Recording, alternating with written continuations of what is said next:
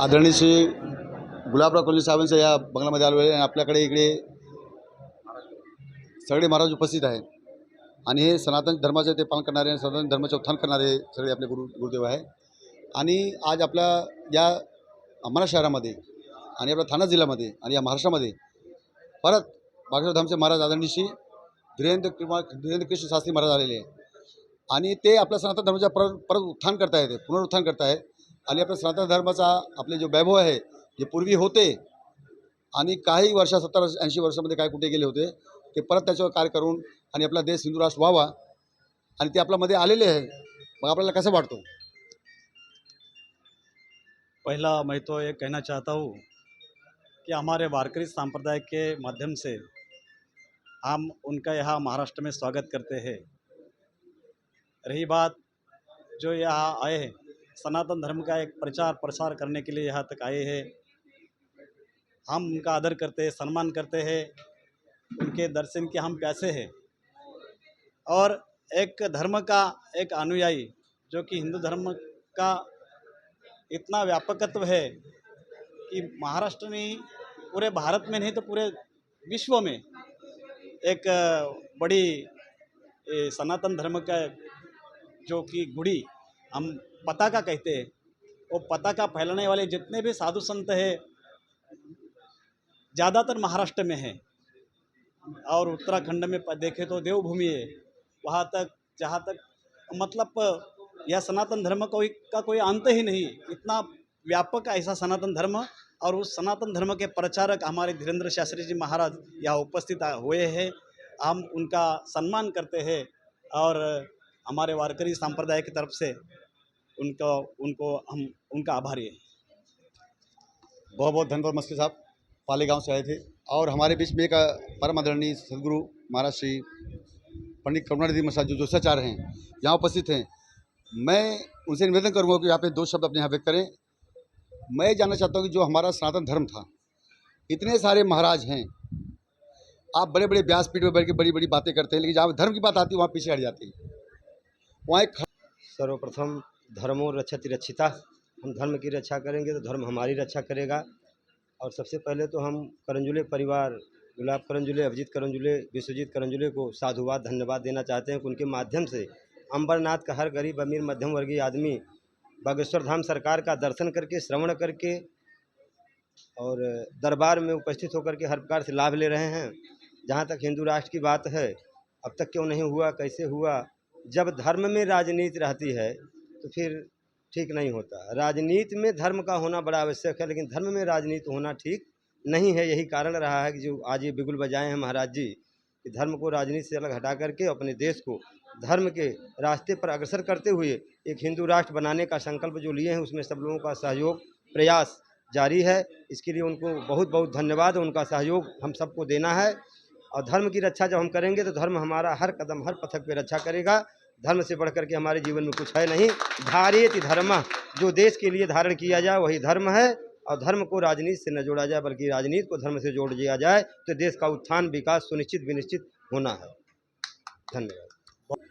परम आदरणीय सदगुरु पांडे जी महाराज उपस्थित हैं। मैं जानना चाहूँगा कि बागेश्वर धाम जी आए हैं, आदरणीय श्री धीरेंद्र कृष्ण शास्त्री जी महाराज जी आए हैं और जो हनुमत लाला के बालाजी के परम पुजारी हैं और साक्षात लोग कहते हैं और लोगों ने अनुभव भी किया है कि साक्षात वह हनुमान जी के स्वरूप हैं। और आप जानते हैं कि हनुमान जी के स्वरूप हैं, शक्ति के स्वरूप हैं।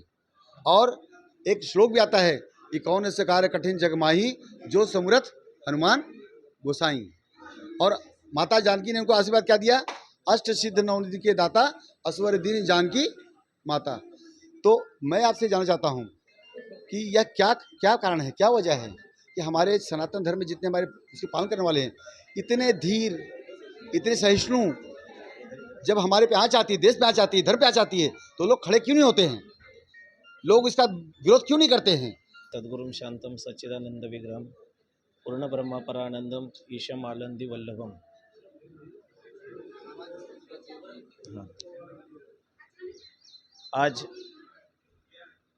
ये अमरनाथ नगरी में जिनका पूरा भारत नहीं तो विश्व भर में नाम है, ऐसे बागेश्वर धाम सरकार धीरेन्द्र जी शास्त्री जी आज यहाँ पधारे हैं। हम उनका हमारे वारकरी संप्रदाय की तरफ से मन से स्वागत करते हैं।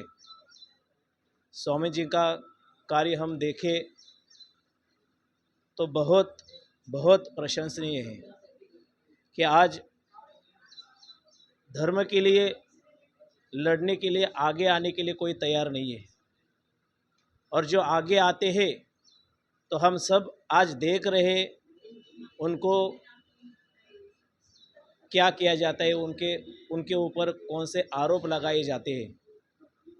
अभी महाराज जी ने बताया धर्मो रक्षिते रक्षितः, जो धर्म की रक्षा करता है उनका धर्म रक्षा करता है। और ये साक्षात प्रमाण स्वामी जी के बारे में हमको दिख रहा है कि आज धर्म के लिए अपना प्राण भी न्यौछावर करने के लिए वो तैयार है। आज हम पूरे भारत में घूमेंगे तो हमें भारत की परिस्थिति बहुत बहुत हिंदू धर्म के बारे में विकट परिस्थिति दिखती है। कश्मीर से कन्याकुमारी तक आप पूरा भारत घूमिए तो हम हिंदू है कहने के लिए भी शर्म आती है। ऐसी परिस्थिति आज भारत में है और इसके जिम्मेदार दूसरे कोई लोग नहीं है, हमारे हिंदू धर्म के लोग हैं। अभी इन्होंने बताया कि इसका कारण क्या है, तो इसका कारण क्या है? इसका कारण यही है कि हम हिंदू कौन से ही कार्य के लिए आगे आते नहीं। आज हिंदू धर्म की रक्षा के लिए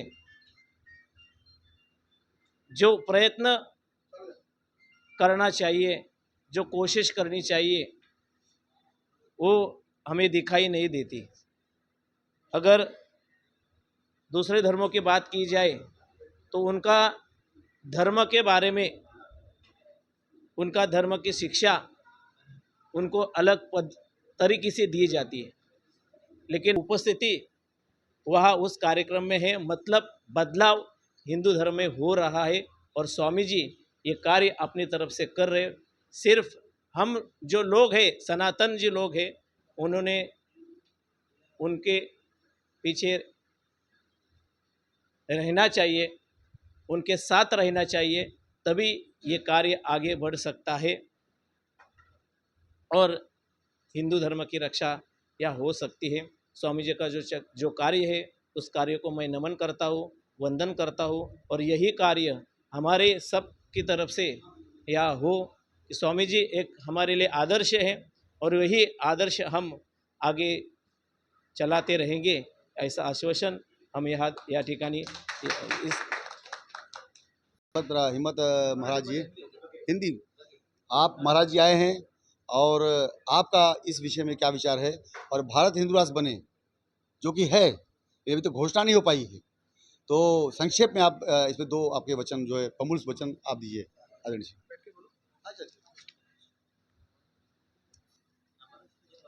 बागेश्वर धाम स्वामी जी यहाँ पर महाराष्ट्र में, विशेष करके ठाणे जिला में जो ऐतिहासिक नगरी है अमरनाथ, इस अमरनाथ नगरी में श्री हनुमान जी की कथा के लिए पधारे हैं। सबसे पहले हम महाराष्ट्र के वारकरी संप्रदाय की तरफ से महाराज जी का यहाँ महाराष्ट्र में स्वागत करते हैं। महाराज जी का जो कार्य आज देखा जाए तो पूरे हिंदुस्तान में हो रहा है। प्रभु राम जी की निस्सीम सेवा करने वाले हनुमान जी की कथा यहाँ पर हो रही है और इस कथा के माध्यम से हिंदू धर्म का तत्व, हिंदू धर्म के नियम और हिंदू धर्म का शास्त्र जनमानस तक पहुँचाने की महाराज जी का जो कार्य है, उस कार्य से हम सब महाराष्ट्रीयवासी प्रसन्न है और महाराज जी से विनती करते हैं कि आप ऐसा ही काम अपने जीवन भर तक करते रहे। हम तमाम हिंदुओं का आपको अवश्य साथ मिलेगा, इसमें कोई संदेह नहीं है। भगवान श्री कृष्ण जी ने भगवत गीता में जो कहा है, धर्म एवं हतो हंति धर्मो रक्षित रक्षितः तस्मात् धर्म न त्यज्यामि मानो धर्मो हतो वधित। इस धर्म के वाक्य के लिए महाराज जी जो अपना जीवन का पूरा समय दे रहे हैं और उनके समय देने के जो कार्य है उस कार्य को निश्चित करके आगे जाके सफलता प्राप्त होगी। और हर हिंदू के मन में जो एक विचार है, एक सोच है कि हमारा देश हिंदू राष्ट्र होकर भी अभी तक घोषित नहीं हुआ, जल्द ही जाकर तमाम हिंदुओं की एकजुट से जब तक ये सरकार हिंदू राष्ट्र के लिए काम कर रही है तब तक ये हिंदू राष्ट्र जरूर घोषित होगा। महाराज जी के इस कार्य के लिए हम सब महाराज जी को प्रणाम करते हैं। रामकृष्ण हरि। जय हिंद, जय भारत। आज तक हम लोग ने सब महाराष्ट्र के लोगों ने आचार्य श्री धीरेन्द्र शास्त्री जी को हर चैनल पे देखे हैं, परंतु आज हमारे महाराष्ट्र में ठाणे डिस्ट्रिक्ट में अंबरनाथ इस शहर में महाराज जी पधारे हैं। हम लोगों ने खाली सुनाया था, आज हम प्रत्यक्ष महाराज के एकदम नज़दीक आके महाराज के सामने हम लोग सब बात कर रहे हैं। हर देश में हर जितने भी लोग हैं और हर देश जो इस्लाम हो वो इस्लाम राष्ट्र हो गया है, जो क्रिश्चियन है वो क्रिश्चियन राष्ट्र कहलाया गया है। लेकिन भारत हमारा हिंदुस्तान, महाराज जी पूरा देश हिंदुस्तानी है, बल्कि हिंदुस्तान नहीं घोषित रहा है। महाराज ने हमारी मांग की है ये हिंदू राष्ट्र होना चाहिए। ये मांग को हम सब जानते हैं और महाराज को हम सब लोग हमारे वारकरी संप्रदाय से सब पूरे तरह से उनके पीछे रहे। धन्यवाद।